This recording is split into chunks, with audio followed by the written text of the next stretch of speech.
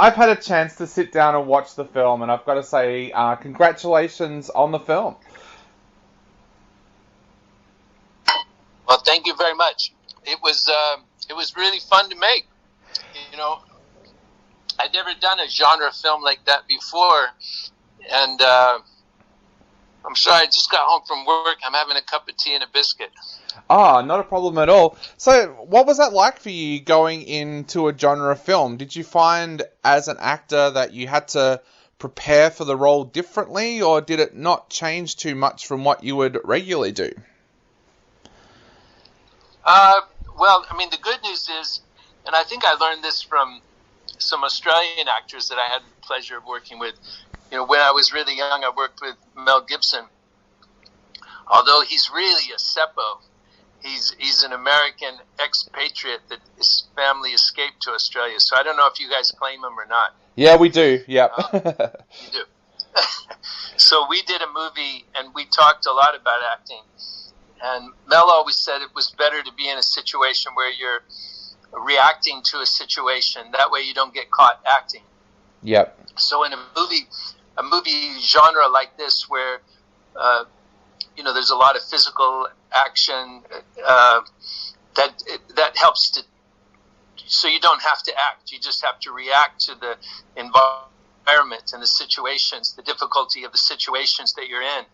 And because I'm a father, and I have a daughter who's a similar age to the actress that plays my daughter, Charlotte Vega, I just had to imagine my daughter, and like, what would I do if my daughter went missing? You know? Yeah. Of course, I'd climb a mountain and go fight some baddies to go get her. I was going to ask that because when I was doing my research, I learnt that you were a father, and Scott is so determined in this movie to find his daughter. How much of that, of your own real life, did you put into that character? Because I know a lot of people would go, oh, just call the police or whatever, but there's more to it than that. So, there's more to it than that. So how much of you being a father did you put into your character? My whole heart and soul. Yeah, I mean, just as I say, you know, I just imagine my daughter. What would I do if she was in harm's way or had just gone missing? Of course, she tries to go to the police. Yeah. And gets, you know, in with those backwoods hillbilly cops and who know about the people who live up on the mountain, and he doesn't get any help from the police. He doesn't get any help from anybody in the town except for the woman. Yeah. The woman that runs the inn that they stayed at. Yeah. She gives him some help. But yeah, by the way, it was my daughter and my son who told me that I should do this movie because they knew the previous Wrong Turn movies. Yeah. They like those kind of zombie movies. And I think that whole generation of people like zombie movies. Yeah, definitely. I was going to ask that. This movie, there's such an excitement about it here in Australia because the Wrong Turn movies did so well here at the box office. Were you aware of those movies before you accepted this? And did you actually sit down and watch the movies in preparation for this film? No, I don't like scary movies. So I was familiar with the Wrong Turn franchise and the different movies that they made, and it was always like, oh my God, there's another one. Oh my goodness, there's another one and another one. I think that this is number 8, right? Yeah, I think so. Yeah. Although, the original writer of the first Wrong Turn movie, although what he's done, he's kind of flipped it and removed the zombies and told a story that's actually quite possible. And in some ways, I believe that there are people that are living up in the Appalachian Mountains that are completely unplugged, you know, that they're not a part of the modern world, you know, and not just living in the 50s, but living all the way back to the turn of the century. Like, yeah, I think it's quite possible that there are people that are living up in those mountains that never heard of the internet or never used a telephone or drove a car. Definitely. And I think we've learnt more about those people who live here in Australia as well during this period of COVID, because we've, like, even for myself personally, we've seen people come into town where I live and they haven't been wearing masks or anything like that. And when people have spoken to them, they haven't even been aware of what's been going on because they don't have the internet, they don't have the news. Do you think that has been something that's happened in America as well, where you've become more aware of these people over the past few years? Perhaps. I mean, it's such a strange time that we're living through. It's funny to me that people wouldn't believe that wearing a mask can be beneficial. Yeah. And just one of the things is a simple proof that they're beneficial is that the common flu, the flu that everybody gets every year, that, the common kind of flu that goes around, it's almost unheard of today, that nobody's getting the common flu. And they believe that's because of the practices that people are taking. Yeah. Social distancing, washing up, and wearing a mask. Yeah. Yeah, as you mentioned, there's a very naturalistic feel to this film when you watch it. It's very believable. It's a lot more believable than the original Wrong Turn films. What was that like to film? Because I could imagine that with the environment that you were filming in, it looks like it was a very tough environment. So what was that like for you as an actor going into that environment and doing such a physical role? Well, as I say, it's a wonderful gift because you don't have to act. You just have to react to the environment and the situation. And that's something that you never want to get caught doing. You don't want to get caught acting, and so that's a kind of a gift to be in a situation that's difficult and where you're dealing with the elements and climbing the mountain and doing physical things. That makes it easier to do the job, more difficult. Of course, it's unpleasant, but it's all temporary. The situations are not real. You're not really trying to find your daughter. You are acting and telling stories. So yeah. I got this job in the world. I would never complain about the difficulties that I have. I've dug ditches. I've worked in kitchens. I've sold donuts door to door when I was little. Going from house to house selling donuts. So when you get the opportunity to have a job like I have, when hundreds of thousands of people climb over the Hollywood Hills or go to New York City to study and try to get a job, have had the pleasure of doing this for almost 40 years now. What a gift, man! Yeah, I won the lottery. Yeah, and you've had such an amazing career as well with some of the films that you've been in.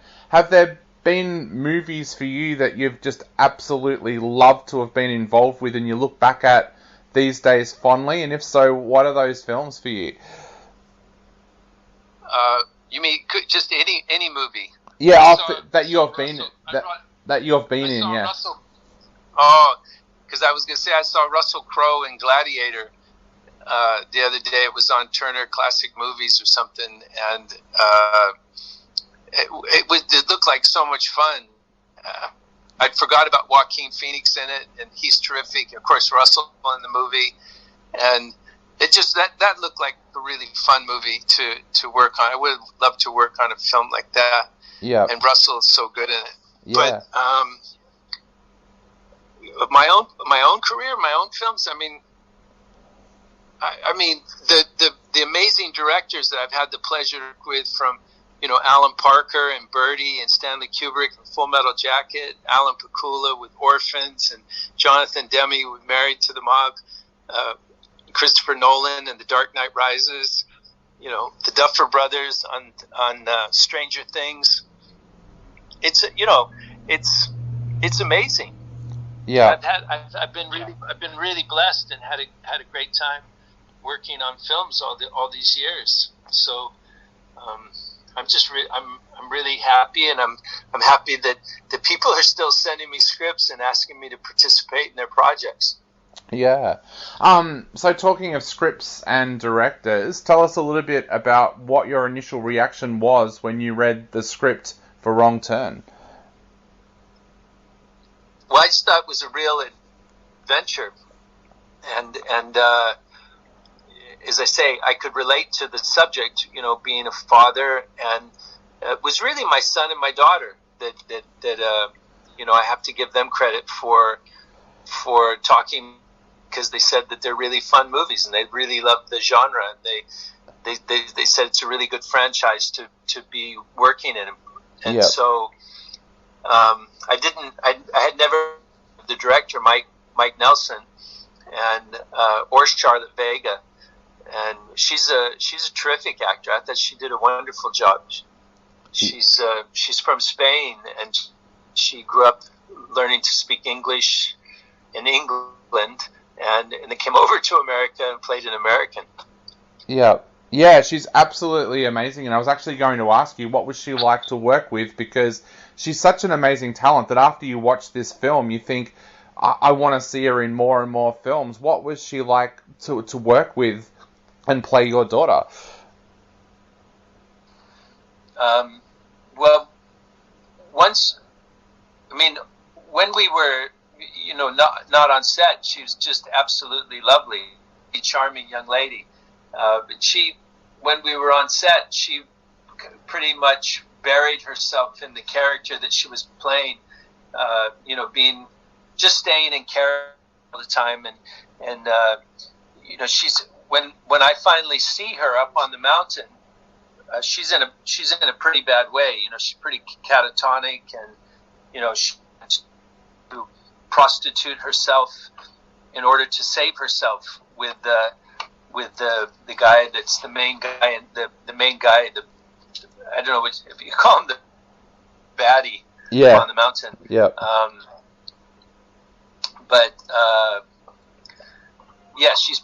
She's put herself in a really compromised position and couldn't be with what the situation that she's in, and then she has to shoot me with a bow and arrow, in order to save my life. So imagine shooting your father with an arrow. And trying to save his life. Yeah, you mentioned before that the environment helped you with your character and helped you to be able to react to that. But you did do a few stunts as well. What was it like doing that stunt work? And did you end some of the days a little bit bruised and battered? Oh yeah, I went home with bruises, and it was cold too. So you couldn't see some of the rocks when you were throwing yourself. So you'd think you were throwing yourself in the dirt. And of course, there was some rock that was just a half an inch under the dirt. Bang your head against it, and but it's all right. It's all temporary. Yeah. So the bruises heal. Nobody got any broken bones or cuts. So I think we count ourselves lucky that the filming went well without a hitch. Yeah. The film finishes in such a way that the story could go on. Is there a possibility that would you return if they said to you, "Hey, we're going to go back down the Wrong Turn rabbit hole again"? I don't know what would happen. I mean, we don't want to have any spoilers, No. But it is pretty brutally, what happens in the van. I should just say, leave it there. That's the one mistake I think they made in the film, was putting the title of the film up. Yep. Yeah. Why do you feel that way? What is it? Out of the movie theater, if it's playing in theaters in Australia, and miss what happens after that title goes up at the end of the film.